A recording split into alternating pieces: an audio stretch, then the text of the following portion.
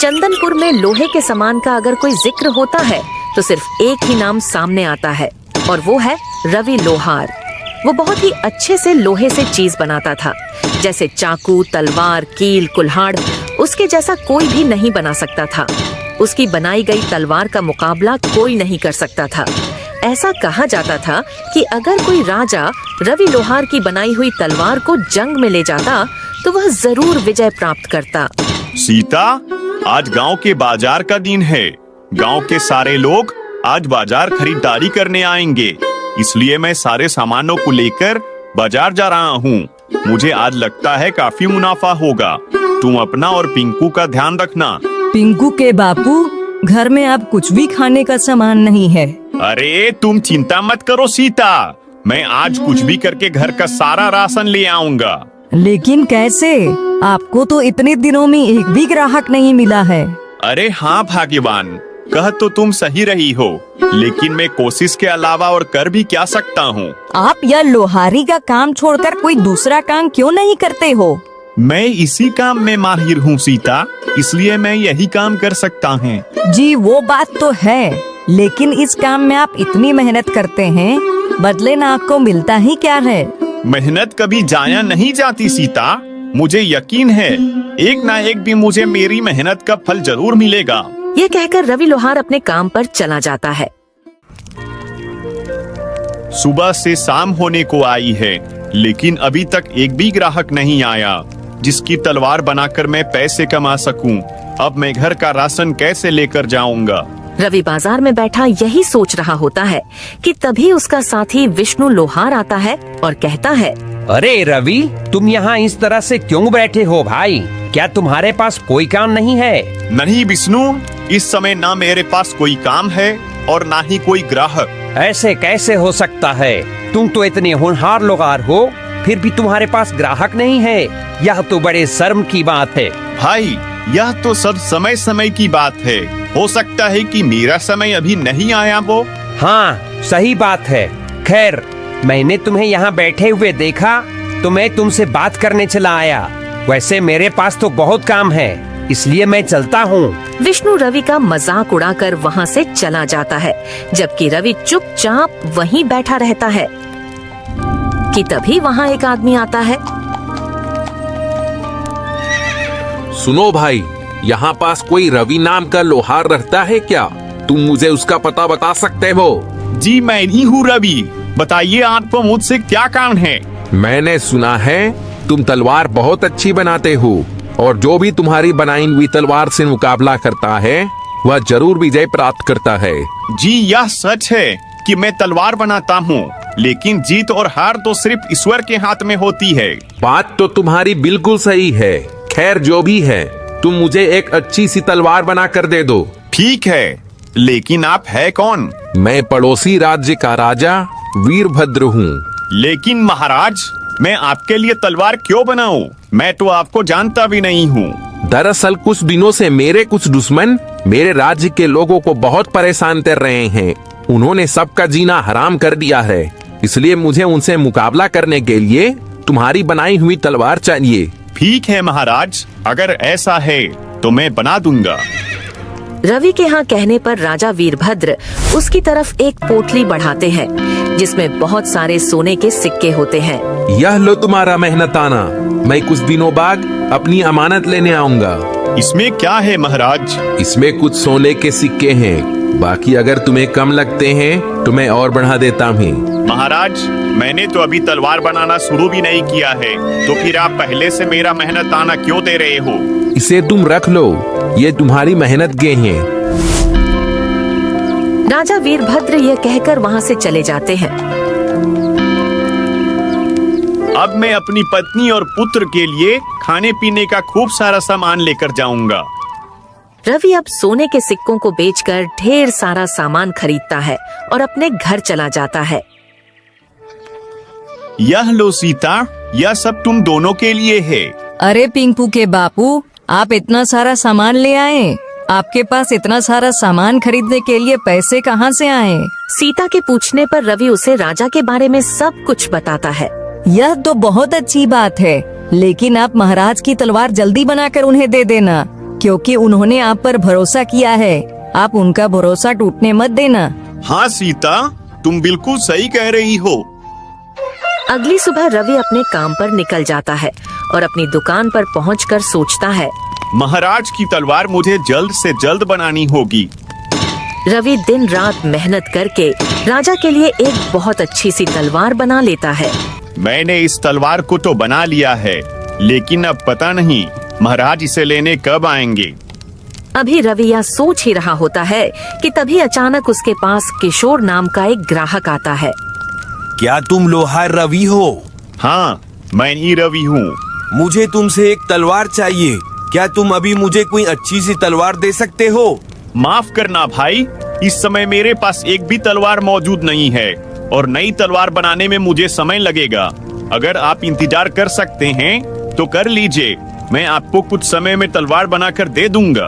अभी रवि ग्राहक से यह कह ही रहा होता है कि तभी ग्राहक की नजर उस तलवार पर पड़ती है जो रवि ने राजा के लिए बनाई थी। रवि, तुम्हारे पास यह तलवार मौजूद तो है, या तुम मुझे दे दो, बदले में तुम इसके दोगुने पैसे ले लेना। नहीं भाई, यह तलवार मैं आपको नहीं दे सकता, यह किसी की अमानत है। भाई मैं कहता हूँ तुम इसकी जितनी चाहे उतनी रकम ले लेना, लेकिन यह तलवार मुझे दे दो। भाई, अगर आप मुझे इस तलवार के बदले खजाना भी देंगे तब भी मैं यह आपको नहीं दूंगा। ठीक है, रखो अपनी तलवार अपने पास, मुझे नहीं चाहिए, मैं जा रहा हूँ यहाँ से। किशोर ग्राहक गुस्से में वहाँ से चला जाता है। फिर कुछ दिन ऐसे ही गुजर जाते हैं, लेकिन राजा वीरभद्र अपनी तलवार लेने नहीं आते।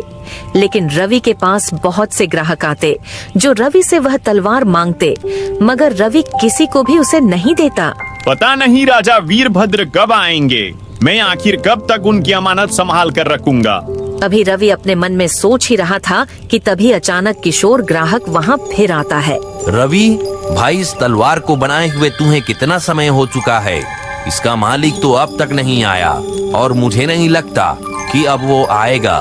लेकिन भाई, यह बात आप इतने यकीन से कैसे कह सकते हो?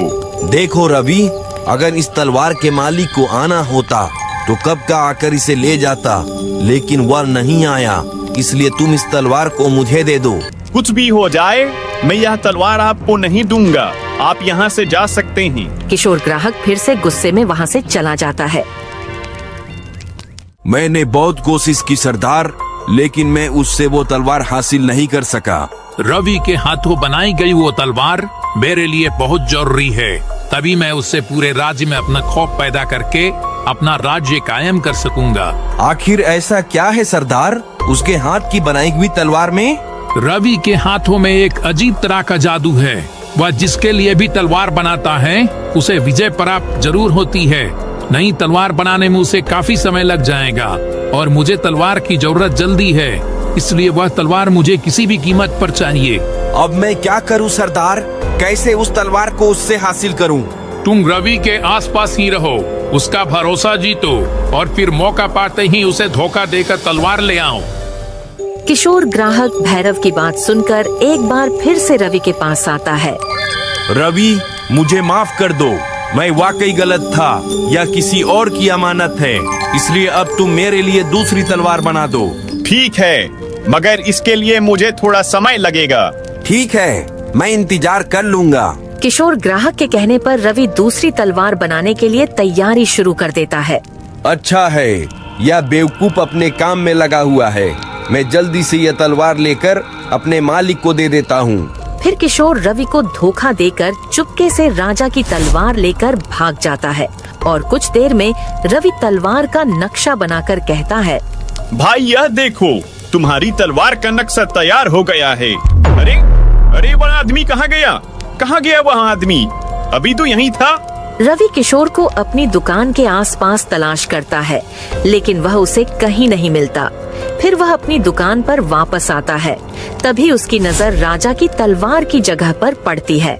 हे भगवान, इसका मतलब वह ग्राहक नहीं, चोर था, मुझे धोखा देकर भाग गया। हे भगवान, अब मैं क्या करूं? क्या जवाब दूंगा राजा वीरभद्र को? मुझसे इतनी बड़ी गलती कैसे हो गई? इधर किशोर ग्राहक तलवार लेकर जंगल में भैरव के पास पहुंचता है, यह लीजिए सरदार, आपकी तलवार। अब मुझे राजा वीरभद्र से जीतने से कोई नहीं रोक सकता, कोई नहीं। अब मैं क्या करूं ऊपर वाले? उस चोर ने मुझे धोखा देकर महाराज की तलवार चोरी कर ली। अब मैं महाराज को क्या जवाब दूंगा? रवि यह सोच ही रहा होता है कि तभी पानी से कृष्ण गोपाल निकलते हैं। क्या हुआ रवि, तुम इतने दुखी क्यों हो? कृष्ण गोपाल के पूछने पर रवि उन्हें सारी बात बताता है।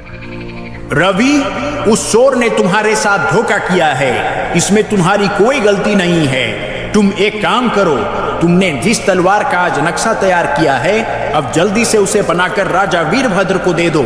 लेकिन कृष्ण गोपाल, वो तलवार तो आम तलवार जैसी है, जबकि मैंने महाराज के लिए एक अलग तरह की तलवार बनाई थी।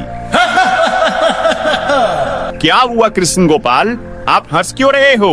मैं इसलिए हंस रहा हूँ क्योंकि जो तलवार पहले बनाई थी वो राजा वीरभद्र के लिए थी ही नहीं। क्या मतलब कृष्ण गोपाल? जब तुम छोटे थे और यहाँ खेलने आते थे, तब मैंने तुम्हें वरदान दिया था कि जब तुम तलवार बनाने से पहले मुझे याद करोगे तो तुम्हारी तलवार में ताकत भर जाएगी। क्या सच में? मुझे तो ये पता ही नहीं था। हाँ, इसलिए जब तुम अपनी तलवार बनाने से पहले मुझे याद करते हो तो तुम्हारी तलवार ताकतवर बन जाती है। लेकिन उस दिन तुमने जो तलवार बनाई थी, उसे बनाने से पहले तुम मुझे याद करना भूल गए थे। इसका मतलब जो तलवार मैंने महाराज के लिए बनाई थी उसमें ताकत नहीं है? नहीं, इसलिए राजा वीरभद्र जब तुम्हारे पास आएंगे तो तुम उन्हें अपनी बनाई हुई दूसरी तलवार दे देना। ठीक है कृष्ण गोपाल। कृष्ण गोपाल की बात मानकर रवि दिन रात करके जल्दी से एक नई तलवार बना लेता है।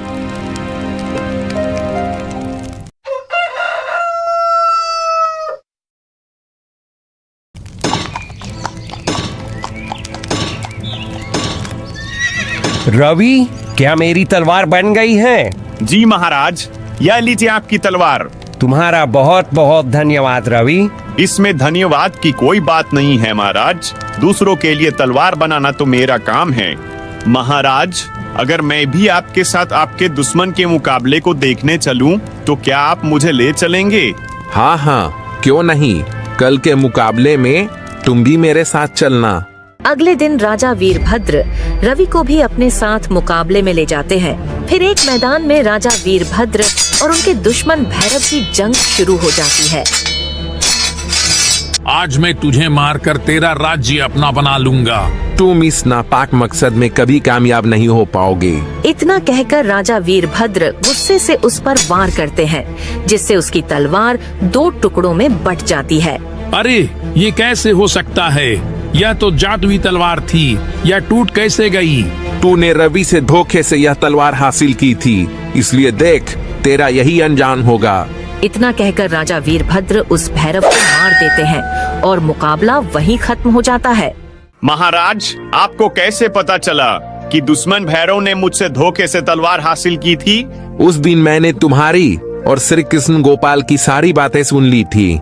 फिर मैंने तुम्हें धोखा देने वाले उस किशोर को सबक सिखाया और आज इस दुष्ट की जान ले ली, ताकि यह किसी और को धोखा या नुकसान ना पहुंचा सके।